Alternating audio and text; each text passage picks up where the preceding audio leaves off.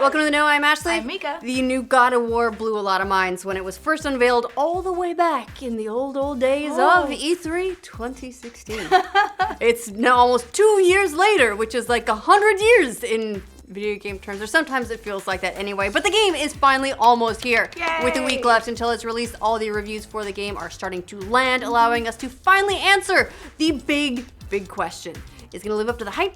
More importantly, is it good? Well, if there was ever any doubt in your mind that this game was going to be something special, you should probably go ahead and put that all to rest. Because God of War is holding at a ridiculous pair of scores, with a 94 on Metacritic and a 95 on Opencritic at the time of writing. That Opencritic score puts it in the top 1 percentile of all games scored on the platform, apparently. So, probably pretty safe to say that the critics like this one. Yeah. It's been a really long time since we've had a brand new God of War to play at all, so, you couldn't be blamed if you can't remember exactly how this one compares to the other games in the series. Fortunately, we got you covered. Exactly. The most recent God of War prior to this one was way back in the ancient time of 2013. Oh god, that's even more years ago. It was God of War Ascension, which clocked in at an 80% on Metacritic. Before that was God of War 3 at 92, God of War 2 at 93, well that's confusing, just flip those, and the OG God of War at 94. So this one is tied for the top scoring game in the entire franchise. As for how the major outlets rank the newest title, there are, well,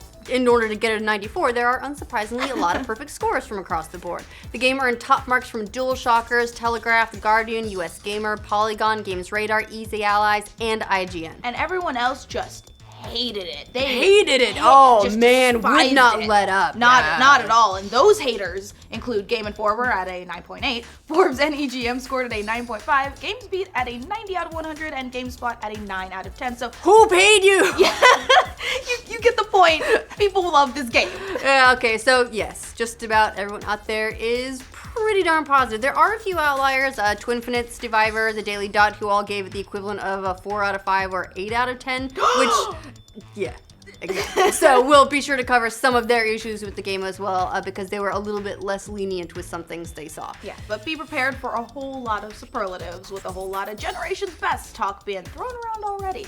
GamesBeat called it exhilarating and beautiful. Games Radar said it's a level of game making that doesn't happen often. The Guardian said it's a standard setter, and Forbes praised it as the best God of War game in a decade. Can't wait for this one to get that like Breath of the Wild backlash, right? Oh god. Even before it launches, it's gonna get a ton of user zeros because it does not deserve that, right? Right.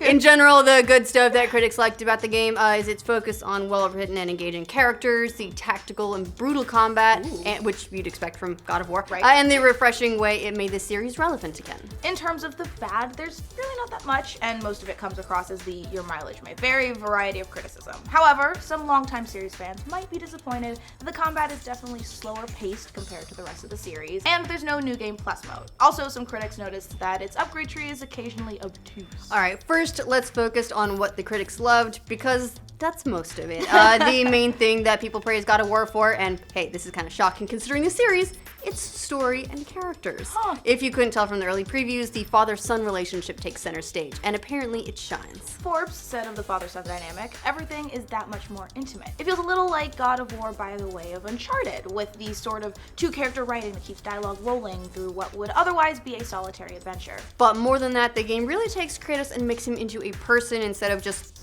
an unstoppable one-note killing machine. The Guardian said of Kratos, this God of War wants us to see Kratos as a person rather than an instrument of extraordinary violence. The game not only pulls this off, but turns Kratos and his son's journey into one of the best games of recent years, a deft intertwining of relatable familial drama and awe-inspiring mythological epic. Easy Allies added, many mysteries are expertly doled out over time through intimate conversations and discoveries with Atreus and the supporting cast. His son has youthful optimism and curiosity, which presents opportunities for Kratos to exhibit a broader range of emotions, including compassion and a sense of humor. Earning his revenge has it miraculously made his life better, and everything about his characterization feels truthful and earned. Of course, should be noted, not everyone had a fondness for the story. Stiviver said in his review, while Sony Santa Monica has done a terrific job in establishing and fleshing out God of War's characters, it fails itself the tale's climax, when characters behave in a manner opposite to their natures purely to drive the story forward. forward. Others noted that the game constantly throws up video game-like obstacles to add more hours of the story just when you think you're about to finish it, over and over again. The story is helped along in a big way thanks to the game's new setting. The Norse mythology not only provides new characters to get to know, new enemies to eviscerate, new gods to hate, it also gives a brand new backdrop to explore. And for many critics, that's one of the ways the game really shines. Early on, you're given a canoe and basically allowed to go nuts in God of War's semi-open world, with a lake acting as your main hub.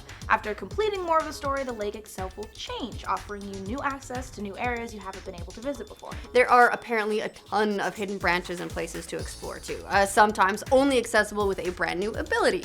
This semi-open world design is what really changes the game and elevates it for a lot of the reviewers. Games Radar wrote in its review, the ability to go anywhere and do anything in a semi-open world suddenly makes this as much about your journey through Kratos' story as it is any of his goals. And GamesBeat chimed in with some high praise of its own, comparing the structure to Metroid Prime of all games.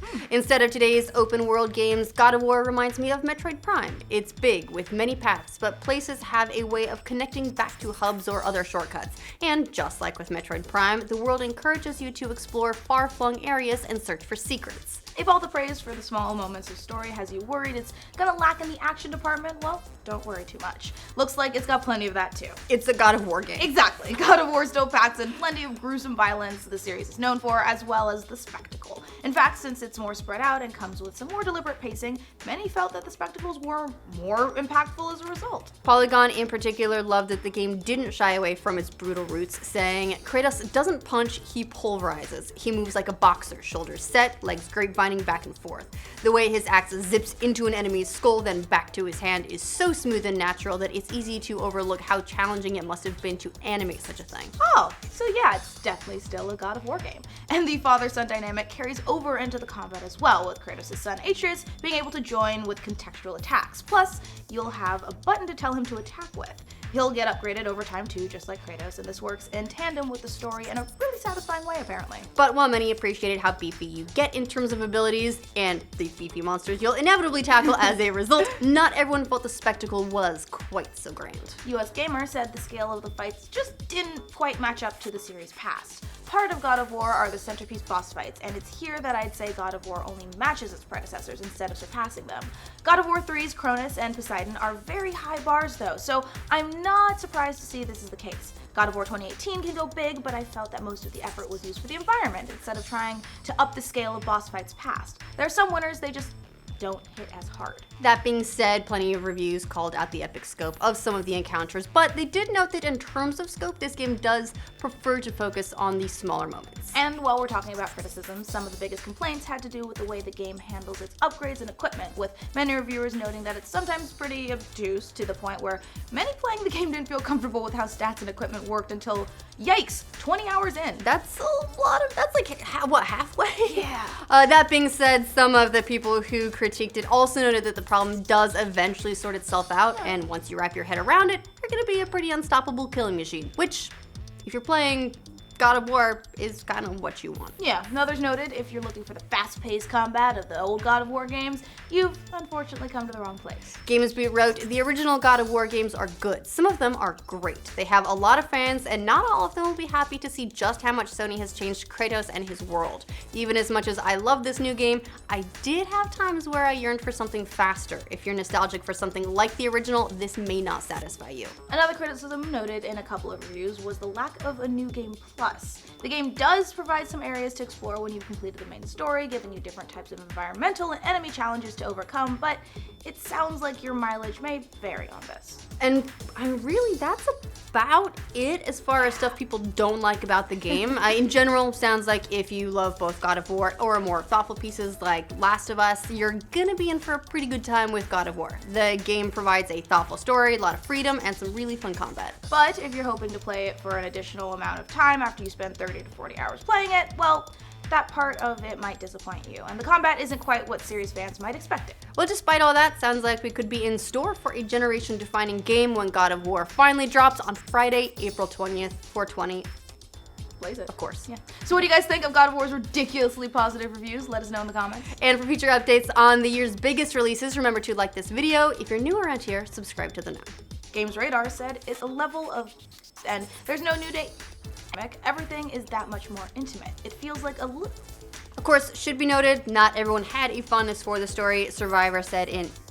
Survivor. I said Survivor. Part of God of War are the centerpiece boss fights, and